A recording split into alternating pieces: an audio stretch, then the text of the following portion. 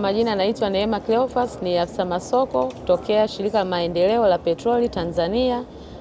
Karibuni Sabasaba kwenye banda letu kwa maonyesho haya ya 50 ya kitaifa. Katika banda hili nitaenda kuelezea kuhusu masuala ya gesi asilia. Gesi asilia ni nini? Gesi asilia ni ile gesi ambayo inapatikana nchini kwetu mkoani Mtwara na Lindi.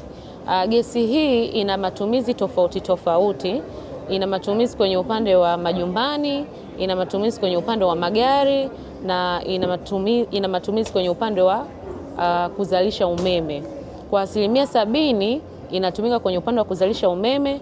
Kwa upande wa majumbani tumeunganisha nyumba zaidi ya 2500, na kwenye upande wa magari tuna magari zaidi ya 5000, na kwenye upande wa vituo tuna vituo zaidi ya 18, na kwenye upande wa viwanda tuna viwanda zaidi ya 59 nchini Tanzania.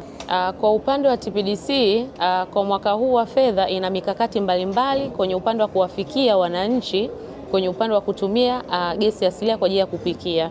Mipango hiyo ni kwa upande wa Dar tuna mpango wa kuunganisha nyumba zaidi ya 1000, lakini kwa upande wa Mkuranga tuna mpango wa kuunganisha nyumba zaidi ya 800, na kwa upande wa Mtwara tuna mpango wa kuunganisha nyumba zaidi ya 800. Nawakaribisha ndugu wananchi mnaonitazama, karibuni Sabasaba, karibuni kwenye banda letu ambapo tuko mkabala na magereza. Ukifika hapa utapata kujua zaidi kuhusu gesi asilia na matumizi yake na faida zake. TPDC tunawawezesha wananchi.